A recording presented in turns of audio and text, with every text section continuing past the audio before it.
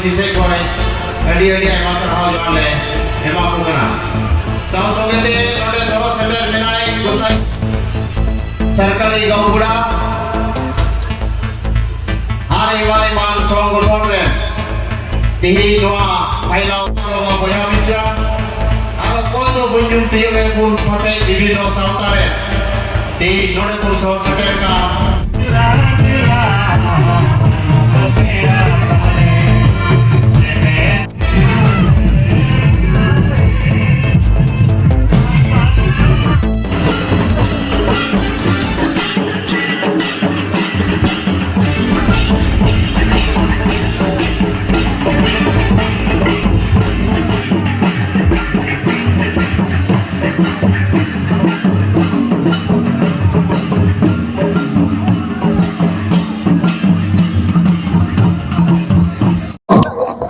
আজি খুবই ভাল কচুগাঁৱত আৰ সান্থালী জনগোষ্ঠী বিভিন্ন দল সংগঠন আৰ বিশেষ কৰে আদিবাসী ওয়েলফেয়াৰ ডেভেলপমেন্ট কাউন্সিল তৰফৰ পৰা আজি অসম চৰকাৰে সান্থালী মাধ্যম হিসাবে যেটো স্বীকৃতি প্ৰদান কৰিলে আৰু সান্থালী ভাষা লিখাৰ ক্ষেত্ৰত লিপি হিসাবে যেটো আপনার অল সিকি মানে লিপিটো স্বীকৃতি প্রদান করে তার কারণে সরকারক ধন্যবাদ জ্ঞাপন কারণে এই অনুষ্ঠান পাতিছে।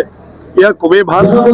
সান্থালী ভাষা ভারতের এটা প্রাচীনতম ভাষার ভিতৰত এটা রামায়ণ মহাভারত চলি হওয়া এটা ভাষা আর এটা খুবই রিচ এটা ল্যাঙ্গুয়েজ, বহুত ধনী ভাষা, যেটো ভাষার জৰিয়তে নিজৰ মনৰ ভাৱটো অতীতৰে হওক বৰ্তমানে হওক ভৱিষ্যতে হওক আৰু আজিৰ যিবোৰ নতুন নতুন বিষয়ৰ ওপৰত আজি যিটো চৰ্চা চলি থাকে এই ক্ষেত্ৰতো ব্যক্ত কৰিব পৰা শব্দৰ ভাণ্ডাৰ সান্থালী ভাষাত আছে আৰু এই সান্থালী ভাষাক আজি অসম চৰকাৰে স্বীকৃতি প্ৰদান কৰাটো বহুত ডাঙৰ কথা।